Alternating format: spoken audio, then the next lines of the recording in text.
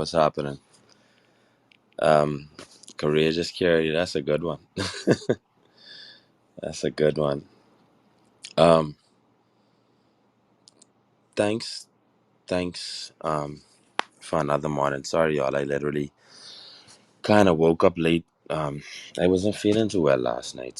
And then we had this work event, and yesterday was just it was it was it was a really eventful day for me.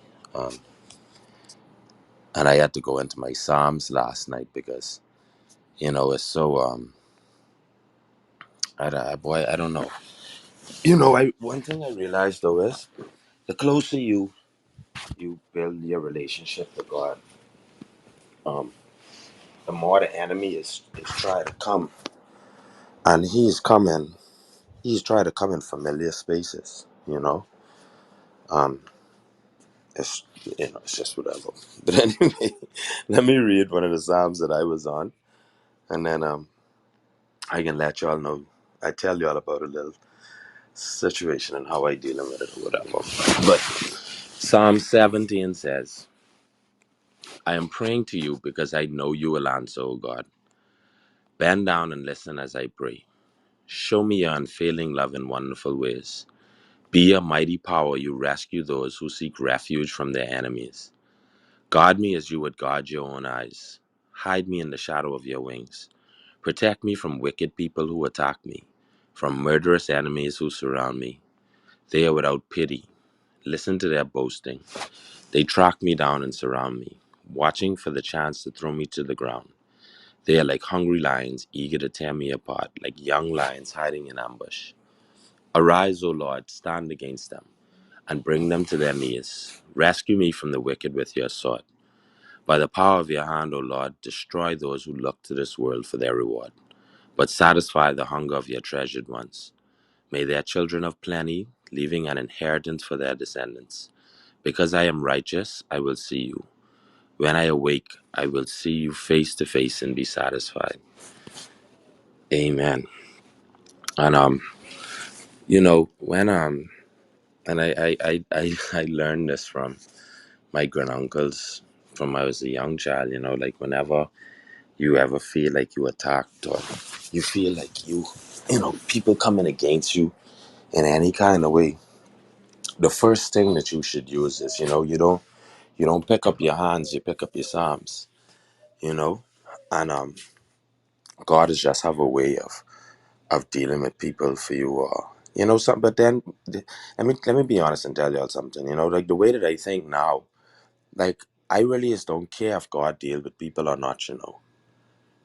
Like I just really just want the best for people, and inherently, like I just, like if you do something to me, or you coming after me, or something for any particular, like I be more concerned with like, I wonder what is going on in your life, that why you so hurt, that like you feel like you want to come at me, because like I only literally have love to give you. You know what I mean? Like I don't have no bad thoughts towards you. I don't have no malice, or no anger, or no jealousy, or no greed, or I don't want nothing what nobody have.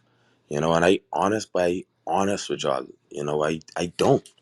I really don't. I try my best to see the good in people. I try my best to just want the best for people. But I guess, not everyone is be as strong as a lot of us in here. And is allow the enemy to use them, because this one particular person too, they deep in the church.